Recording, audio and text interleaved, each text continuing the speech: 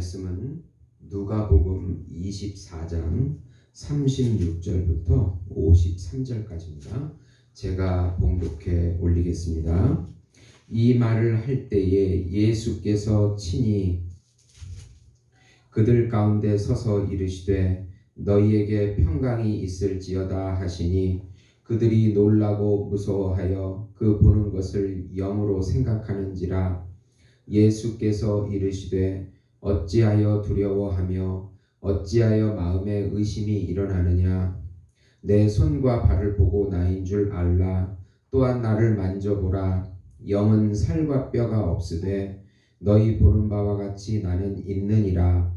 이 말씀을 하시고 손과 발을 보이시나 그들이 너무 기쁨으로 아직도 믿지 못하고 놀랍게 여길 때 이르시되 여기 무슨 먹을 것이 있느냐 하시니 이에 구운 생선 한 토막을 드리니 받으사 그 앞에서 잡수시더라. 또 이르시되 내가 너희와 함께 있을 때에 너희에게 말한 바 곧 모세의 율법과 선지자의 글과 시편에 나를 가리켜 기록된 모든 것이 이루어져야 하리라 한 말이 이것이라 하시고 이에 그들의 마음을 열어 성경을 깨닫게 하시고 또 이르시되 이같이 그리스도가 고난을 받고 제3일에 죽은 자 가운데서 살아날 것과 또 그의 이름으로 죄사함 받게 하는 회개가 예루살렘에서 시작하여 모든 족속에게 전파될 것이 기록되었으니 너희는 이 모든 일의 증인이라. 볼지어다 내가 내 아버지께서 약속하신 것을 너희에게 보내리니 너희는 위로부터 능력이 입혀질 때까지 이 성에 머물라 하시니라. 예수께서 그들을 데리고 베다니 앞까지 나가사 손을 들어 그들에게 축복하시니 축복하실 때에 그들을 떠나 하늘로 올려지시니 그들이 그에게 경배하고 큰 기쁨으로 예루살렘에 돌아가 늘 성전에서 하나님을 찬송하니라. 아멘. 오늘 말씀은 누가복음 24장 마지막 장이 되겠습니다.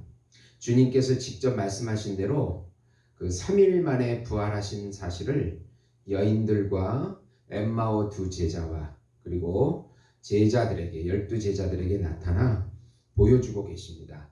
그 이유는 믿음을 가지라는 뜻입니다. 사랑하는 성도 여러분, 복음은 기쁜 소식입니다.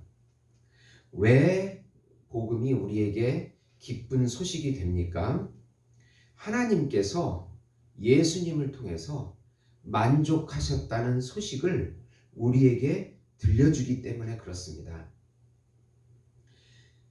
예수님이 기뻐하시고 하나님이 기뻐하시고 만족하시고 인정하시고 같이 살자는 소식입니다.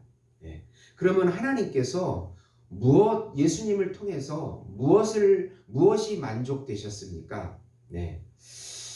첫 번째는 죄라는 부분인데 이 죄라는 부분은 마치 우리가 돈을 빚지는 것과 같습니다. 빚을 지면 갚아야 하지요. 빚을 지면 반드시 갚는 것이 공입니다. 하나님 보시기에 죄가 있으면 그 죄값은 치러져야 합니다. 갚아져야 합니다. 하나님께 갚아져야 합니다. 근데 예수님의 죽음을 통해서 이것이 해결된 것이에요. 그리고 또 하나가 더 있습니다. 원래 우리들은 순종함으로 하나님께 경배하고 영광을 돌리는 것이 우리 본분입니다. 근데 우리가 그걸 못하잖아요. 죄값이 해결됐을지라도 또 우리가 마땅히 하나님께 드려야 될 온전한 순종의 삶이 있어야 합니다. 그 삶을 예수님께서 갚아주신 거예요. 33년의 삶을 통해서 하나님께서 온전히 그 순종의 삶을 우리 대신 올려주신 것입니다. 우리가 예수 그리스도를 믿는다는 것은 예수 그리스도와 연합이 돼서 우리의 죄가 그분께 전가돼서 대신 예수님이 죽으셨죠? 그렇지만 또 내가 죽은 것이 됩니다. 그 다음에 또 주님과 연합이 되어서 주님과 함께 순종의 삶을 같이 올려드린 거예요. 하나님께. 그것을 증명하는 것이 뭐냐면 바로 부활입니다. 우리가 율법을 다 지키면 하나님이 우리를 구원하실 수 있죠? 예수님이 우리 대신 율법을 다 지켜가지고 순종해 주시고 또 우리 죄값을 십자가로 치루어 주시고 그것을 만족했다.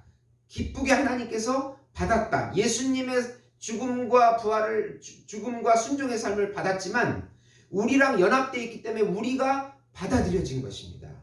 그래서 같이 살자는 것이에요. 그러니까 기쁜 소식이죠. 우리는 마귀랑 같이 살고 있었습니다. 죄를 지면서 그리고 마땅히 올려드려야 될 하나님의 순종의 삶을 못 올려드리면서 마귀랑 살고 있었는데 예수님이라고 하는 그 복음이 오면서부터 그분이 모든 것을 다 대속해 주신 것입니다. 그래서 하나님께 받아들여지는 것이 복음인 것입니다. 우리 쪽에서도 기쁘지요. 우리 하나님과 영원히 같이 살 수 있는 그 행복과 기쁨을 같이 누릴 수 있으니까 우리에게 복음이 된 것입니다. 그런데 우리 여기서 중요한 것은 믿음이 중요해요. 내가 먼저 믿어야 돼요. 예수 그리스도의 대속의 피의 죽음과 또 그분의 순종의 살, 그것이 내 것이라는 그 믿음이, 확고한 믿음이 필요해요. 그 다음에 주님이 나를 통해서 일하실 것이라는 믿음이 필요해요. 우선 그 여자들이 향품을 가지고 무덤에서 주님의 시신을 찾는데 천사들이 나타나 주님이 살아나심을 알려줍니다. 천사는 살아있는 자를 죽은 자 가운데서 찾느냐고 여인들에게 말씀합니다. 주님이 죽기 전에 하신 말씀을 기억해 보라는 거예요. 여인들에게 주님은 자신이 십자가에 못 박히고 3일 만에 다시 부활하심을 항상 말씀하셨어요. 그 말씀을 여인들에게 상기시키자 그 여인들이 기억을 하고 제자들에게 알립니다. 제자들이 믿으려 하지 않아요.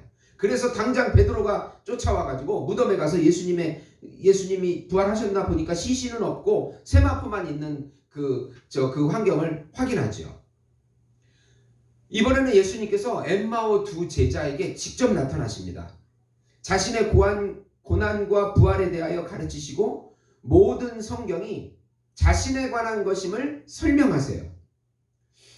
엠마오로 가는 두 제자는 예수님인 줄 모르고 대화를 하는데 그 소식을 모르냐? 우리 능한 선지자인데 그분이 대제사장과 관리들이 십자가에 못 박여 죽였다. 근데 우리는 그가 이스라엘을 속량할 자로 소망하고 있었는데 죽어버렸다. 그렇게 예수님이랑 같이 가면서 얘기하는 거예요. 네. 그런데 무덤에 간 여인의 증언에 따르니까 그가 부활했다고 하더라.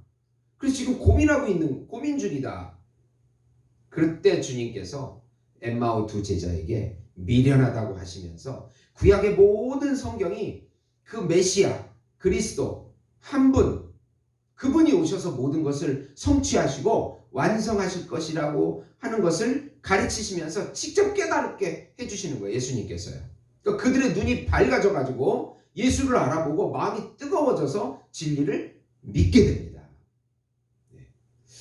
이 구약에 나타난 이 모든 성경, 구약 성경에 나타난 모든 것은 그 헤브라이즘이라고 하는데 어떤 한 분이 오셔서 그 모든 것을 성취해 주시고 완성해 주실 것이라는 사상이 헤브라이즘이에요. 네, 그것은 하나님의 지혜지요. 반대로 그 헬레니즘이라고 하는 것은 내 지혜를 추구하는 것이 내가 지혜롭고 내가 지혜로운 삶을 살아가는다는 것이 헤브라이즘이고요. 네. 이제 마지막으로 주님이 직접 제자들에게 나타나시고 자신의 육신을 보여주시면서 믿으라고 하시는 거예요. 직접 생선을 드시면서 마음을 열어주시고 성경을 깨닫게 하십니다. 모세의 율법과 그리고 선지자가 말한 오실 그 메시아 그리고 시편에서 나를 가리켜 기록된 모든 것이 바로 이것이라는 거예요. 예수 그리스도의 죽음과 또 궁극적으로 부활이라는 거. 네. 그리고 제사함의 회개 운동이 일어나게 될 것이고 예루살렘부터 모든 족속에게 전파될 것을 알려주시면서 성령을 기다리라고 하십니다. 그리고 제자들을 축복하시고 승천하시는 거예요. 네. 그때 제자들이 기뻐하기 시작했어요. 기뻐해가지고 성전에서 모여서 같이 또 예배드리고 기뻐하고 찬양하고 이때 기쁨이 옵니다. 네.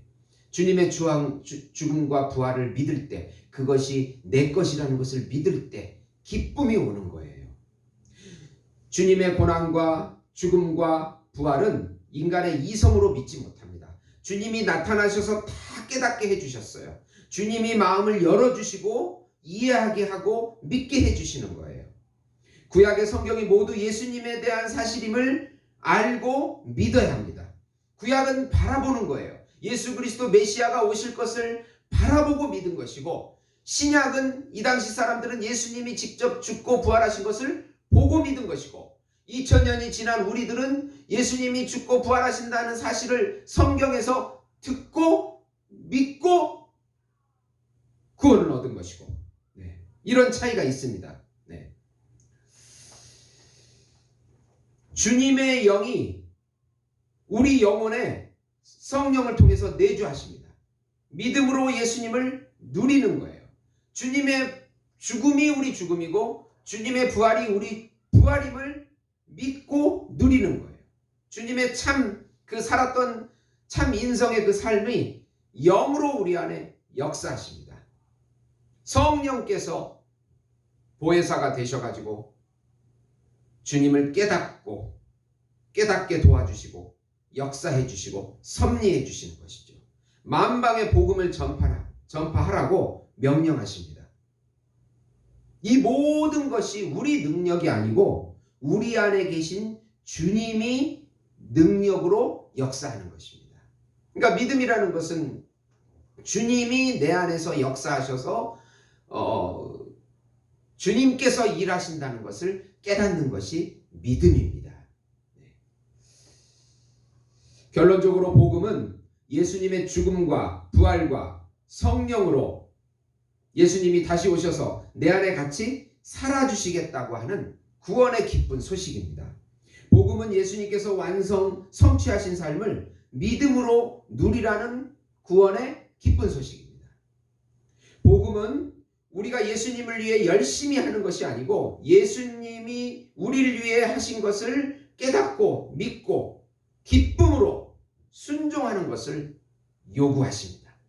기뻐하는 것. 네. 기뻐하는 것. 네. 성령이 오시면 기뻐합니다. 네. 주님이 다 해주셨으니까 기쁨으로 살아가는 것이 우리 신자들의 행복한 삶인 것입니다. 사랑하는 성도 여러분, 이 어려운 시기에 우리에게는 믿음이 필요합니다. 믿음으로 주님의 삶이 내 삶이 되어서 기쁨으로 살아가시기를 예수님의 이름으로 축원드립니다. 기도하겠습니다. 하나님 아버지 감사합니다. 주님의 죽음과 부활이 나의 죽음과 부활임을 깨닫게 하시고 주님의 삶을 이 매 순간 살아가면서 누리게 해주시고 어떤 고난과 어려움 속에서도 좌절하거나 절망하지 아니하고 소망과 희망을 가지고 예수님이 나를 통해서 일하신다는 믿음을 가지고 살아갈 수 있도록 축복해 주시옵소서.